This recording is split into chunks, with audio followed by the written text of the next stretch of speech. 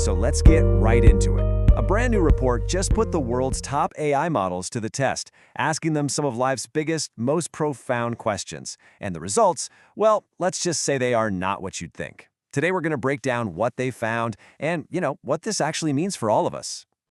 And really, it all comes down to this one single high-stakes question. I mean, think about it. More and more, we're turning to these systems for guidance, for answers. But is that a good idea? Should we be doing that? Let's take a look at what happens when you ask an AI a question that is absolutely central to the Christian faith. So check this out. This is a real example. Someone asked two of the top AIs the exact same question. And look at the answers.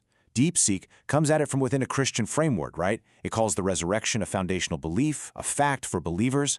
But then you have Llama 3, and it completely pivots. It's all about historical standpoints and limited empirical evidence. I mean, these are two totally different worldviews.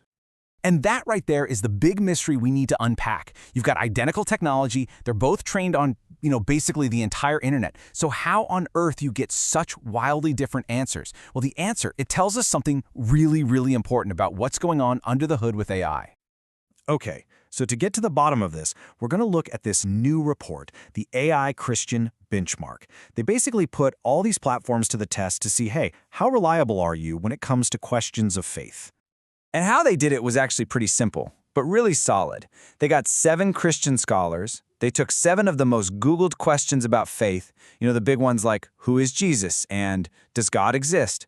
And they asked them to 7 of the most popular AI platforms. Then they simply graded the answers for theological reliability. So what did they find? This is where it gets really fascinating. The AIs basically sorted themselves into 3 distinct groups. You had 2 that seemed to nudge people toward Christian faith.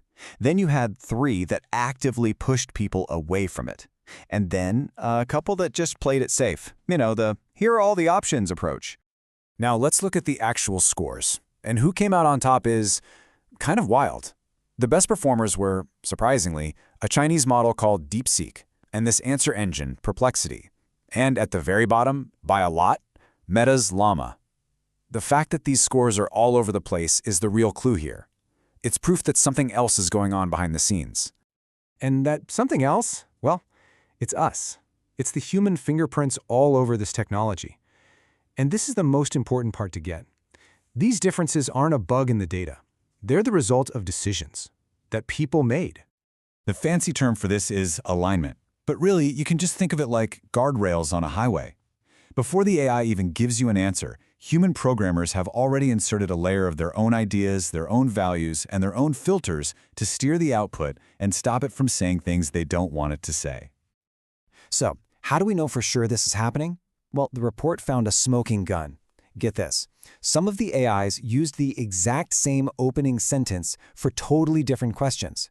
For a technology that generates text word by word, the odds of that happening are practically 0. It's a dead giveaway that a human wrote it and stuck it in there. And this whole process shows you just how deeply involved humans are. It's not just one step. First, the AI trains on a bunch of data that's already been filtered by people. Then, people literally feed it examples of what a good answer looks like. And finally, and this is the big one, they have people rank the AI's responses, basically teaching it, we like this one, we don't like that one. Humans are in the driver's seat at every single stage. And hey, don't just take my word for it. Listen to Sam Altman, the CEO of OpenAI. He said it himself. A single person making one small tweak can change how the AI talks to everyone. That is an insane amount of power for just one individual to have. Okay, so that's the how. We see the human fingerprints. But now for the so what? Like, what does all this curation and alignment actually mean for us, the people asking the questions? What kind of relationship are we even building with this technology? I think a lot of us have this idea that AI is like this objective oracle, right? You put a question in and pure, unbiased truth comes out. But the reality, it's not that at all. It's more like a curated consensus. It's the average of everything it's read, but then it's been sanded down and polished by the values of the people who built it. The author Andy Crouch talks about this. He says technology mixes this very tempting promise. You can have effortless power. You can get the answer, you can see the result without having to do any of the hard, messy work of actually struggling with it yourself. It's a shortcut, and it lets us skip the very parts that actually help us grow. And this leads to this really weird, documented behavior. It's called AI sycophancy. Basically, the AIs are being trained to be, well, suck-ups. They're designed to agree with you and praise you to make you happy, even if what you believe is completely nuts. They're learning to be flatterers, not necessarily truth-tellers. And it gets even more tailored to you personally. Sam Altman talks about this too. He says his ChatGPT is totally different now because after years of him talking to it, it's learned his values, his culture. The answers he gets are way different than what a brand new user would get. So it's not an oracle anymore, it's turning into a mirror. And if all this is starting to sound familiar, it should. I mean, we've seen this exact playbook before with social media, right? Hidden algorithms creating these echo chambers, where what's engaging is more important than what's true. And now that big money and advertising are coming to AI, we're at a huge risk of making the exact same mistakes all over again. From a theological perspective, the danger here is profound. Think about it.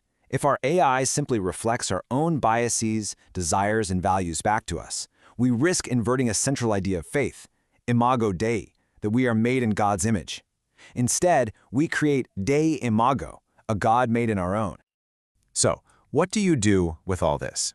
A few key things.